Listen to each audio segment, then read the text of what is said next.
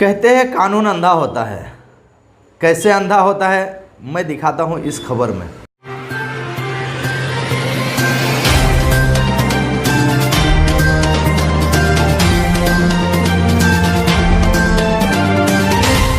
मैं लाल मोहम्मद शेख, आप देख रहे हैं पब्लिक चैनल।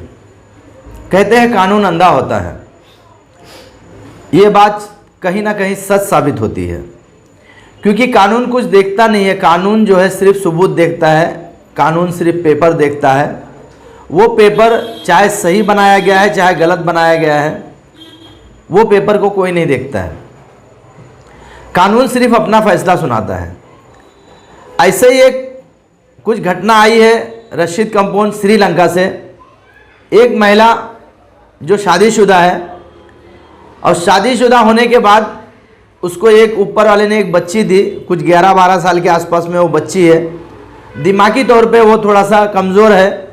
उसका इलाज जो है केम अस्पताल में उसका इलाज चल रहा था, लेकिन उसका जो शौहर है उसने दूसरी शादी कर ली।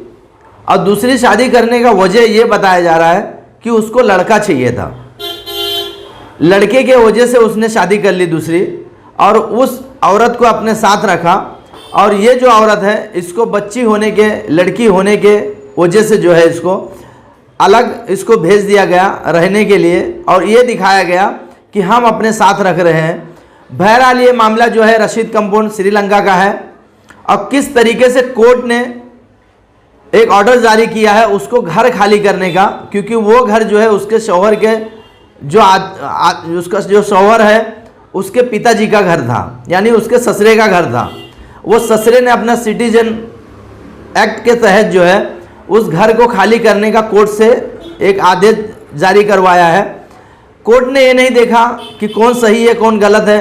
कोर्ट ने देखा कि पेपर और सबूत देखा है, जो कि वो औरत कहती है, वो महिला कहती है कि एक बार भी नोटिस हमारे पास नहीं आया, जो तरीका होता है नोटिस देने का, और डायरेक्ट ये नोटिस आई है घर खाली करने का, और पुलिस आई थी हमारे घर पे। इस तरीके से उस औरत का आरोप है।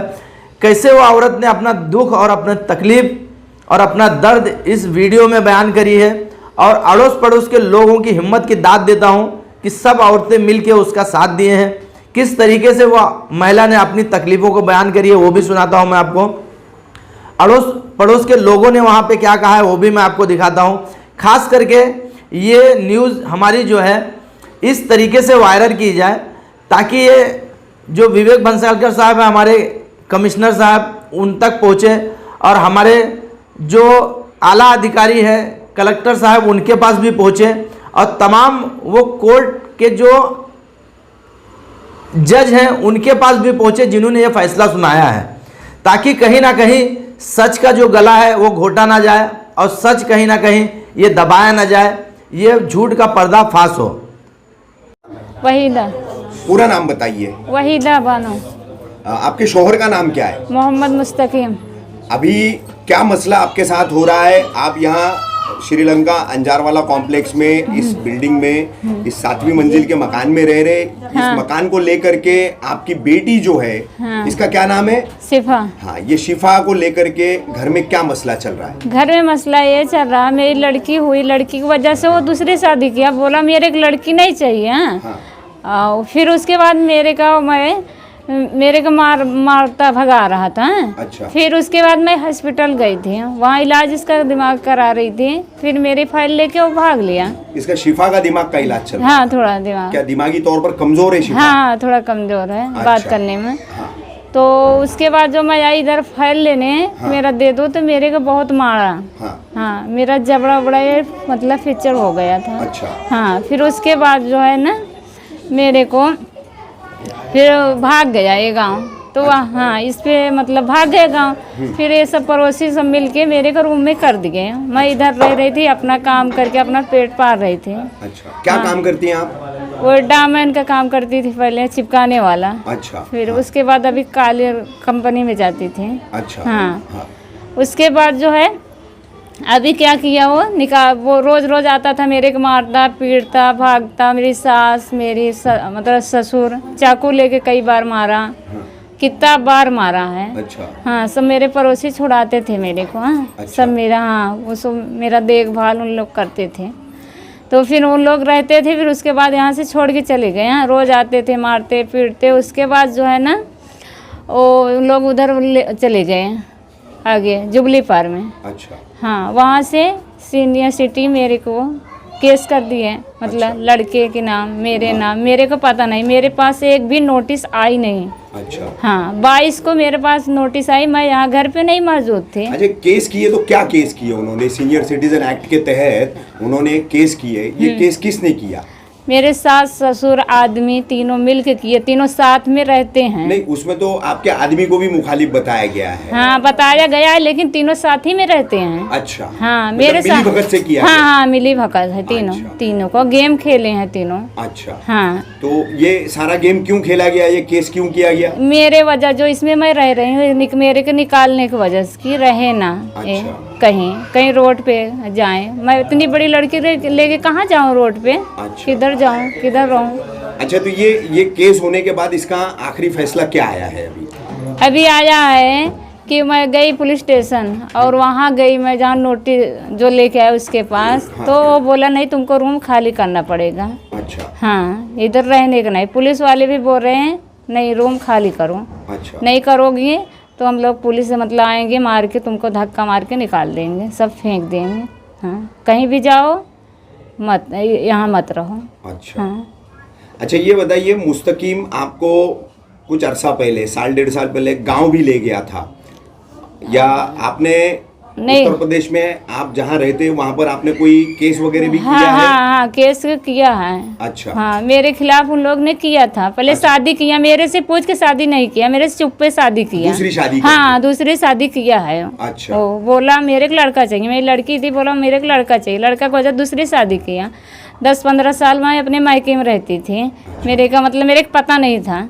मैं यहाँ आई इलाज कराने, तो मेरी फाइल लेके भाग के आया, तो मैं इधर आई। जी। हाँ, तो मेरे को मार के भाग गए, तो मैं इधर रहने लगी। अच्छा। हाँ, यही वजह है। अच्छा, अभी ये घर खाली करने का आपको जो ऑर्डर आया है सब डिविजनल मजिस्ट्रेट से, तो इसके खिलाफ आपने क्या कानूनी कार्रवाई की है? मैंने अपील करी हूँ। अच्छा। हाँ, अपील करी हूँ, रजिस्टर करी हूँ। अपने वकील के जरिए अपील हाँ दाखिल हाँ की है हाँ, आपने? अपील दाखिल करी हूँ मैं। ठीक। हाँ, ठीक। हाँ। क्या नाम है आपका? और वहीदा आपके पड़ोस में रहती है, क्या पूरा मामला है इनका? जी, मेरा नाम कहकशा है और मैं इनकी पड़ोसी हूँ। सिर्फ ये वहीदा के मतलब पड़ोसी होने के हक से खाली कि इनका आदमी इनके पे इतना अत्याचार करता है, इतना अत्याचार करता है, सिर्फ एक ही वजह से कि लड़की हुई। क्या बेटी होना इतना जुल्म है?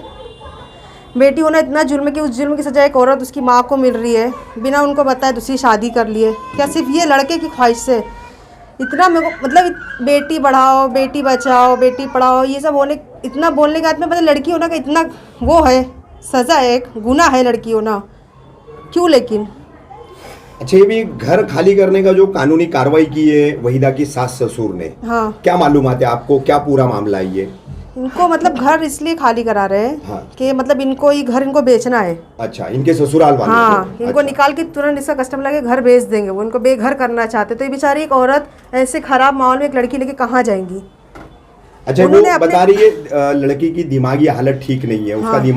दिमागी इलाज चल रहा है। हाँ। तो क्या जानती है इस बारे में आप? हाँ, लड़की साइको है। साइको? हाँ, लड़की को प्रॉब्लम है दिमाग का। अच्छा। उसको कुछ भी अच्छा बोलो बुरा बोलो खाली हंसते रहती है बस खाली। अच्छा, कहकशा जी, ये बताइए कि ये जो घर खाली करने का उन्होंने सब डिविजनल मजिस्ट्रेट में सीनियर सिटीजन एक्ट 2007 में दावा दाखिल किया था, उसमें एक तरफा सुनवाई हुई है। उसमें बताया गया कि यहाँ पे नोटिसें आई और नोटिसें जो है घर पर चिपकाई गई और पूरी कार्रवाई की गई, तो क्या सच्चाई है इसमें? यहाँ पे कोई भी नोटिस नहीं आई है, सब इनके आदमी ने लेके साइन करके भेज दिया है। यहाँ पे थर्ड नोटिस, लास्ट नोटिस आई थी। हाँ। जो ये बेचारी काम पे गई थी, जो रोजमर्रा जाती है अपना पेट पालने के लिए, वो करने गई थी। हम लोग सब पड़ोसी आए, पूछताछ किए, तब हम लोग को पता चला ये लास्ट नोटिस है, तुमको कल घर खाली करना है 2 दिन बाद। ये 22 तारीख को कुछ नोटिस आया था और 24 को घर खाली करना है। तो हम लोग सब ने इकट्ठा होके उनको भी ये बात कहा, तो वो भी बोले हम लोग कुछ नहीं कर सकते, ये कोर्ट का ऑर्डर है, बोले हम सिर्फ अपना काम कर सकते हैं और कुछ नहीं कर सकते हैं। जी है। जी। क्या बताएंगे आप, क्या कहना चाहेंगी वहीदा की इस पूरे मामले में? बच्ची जो है दिमागी तौर पर बीमार है, उसका इलाज चल रहा है और अब सास ससुर और शौहर सब मिल करके मिली भगत करके इस तरीके की कानूनी कार्रवाई करके उनको घर से बेदखल करना चाहते जी हैं। ये सही है, ये हमेशा करता है। अभी ये तीसरी चौथी बार है, हमेशा ये करता। 8 माले पे पहले था हम लोग के पास, हम 8 माले पे रहते हैं जी। वहाँ जाके मारता, ये इन लोग को घर से निकाल दिया था। 10 दिन कहीं भी रहने नहीं दिया। अच्छा। लेके गए, बोला यहाँ नहीं रहने दूंगा, यहाँ के लोग गलत हैं, उसको भड़काते हैं। फिर लेके यहाँ से दूसरे रूम में गया। अच्छा। वहाँ बोला मैं बच्ची का इलाज करूंगा। बच्ची बीमार थी, कुछ नहीं किया। वो गाड़ी चलाने, टैक्सी चलाता है, वो चला गया। बच्ची लेके बुखार में तपती, ये रोती, फिर यहाँ आई। बोली अब मैं क्या करूँ। फिर गई डॉक्टर पास, फिर आए तो हम लोग रूम एक खाली था, उधर थी 10-12 दिन। फिर हम लोग खुद से घर से खाना देते थे। कितने दिन पूरे पड़ोसी मिलके खाना, इसको राशन पानी सब देते थे। अभी ये काम पे जाने लगी कि थोड़ा करके मजदूरी, अपना छत है तो थोड़ा करके खाएंगे। कब तक दूसरे का इंसान मोहताज रहेगा। तो अब वो छत भी छीनी जा रही है। वो छत भी छीन रहे हैं, वो लोग की साजिश है। ये रूम ससुर के नाम है उसके। अच्छा। वो सोच रहा है कि इनको निकालेंगे तो हम रूम फटाक से बेच देंगे। वो लगाया है आदमी लोग को कि हम बस रूम बेचेंगे इनको निकाल के। गांव में भी रहने नहीं देते। दूसरी जो औरत शादी की वो गांव में रह रहा है, उसको 3 लड़का 1 लड़की है। अच्छा। उन लोग को अच्छे से खिला पिला रह रहा है। आदमी भी अपने माँ बाप के साथ रह रहा है। अच्छा। जब देखो जब मारता है, हम लोग खड़े होते हैं तो हम लोग को भी पीठ पीछे गाली देता है वो। अच्छा, ठीक है। क्या नाम है भाई आपका? सद्दाम शेख।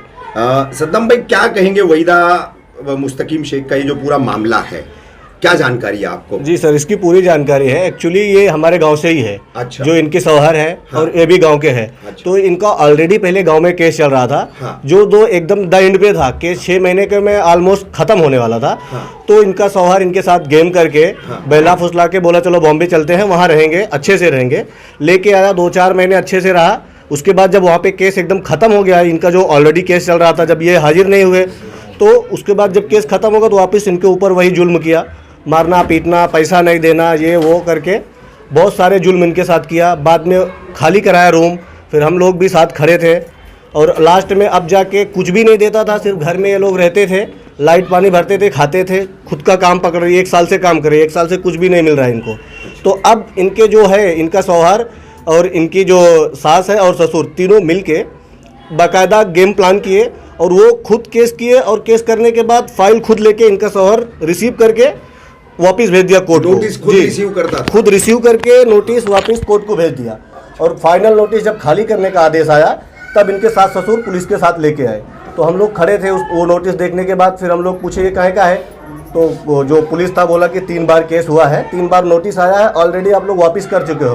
तो और भी सोसाइटी के लोग थे, सब बोले नोटिस वगैरह कुछ भी नहीं आया है, ये लोग एक गेम प्लान की तरह है, ये खुद किए और खुद रिसीव किए। बाद में फाइनल नोटिस के बाद यहाँ पे नोटिस आई है। जी। मैं लाल मोहम्मद शेख फिर एक नई न्यूज़ के साथ हाजिर हूँगा। जब तक के लिए खुदा हाफिज़।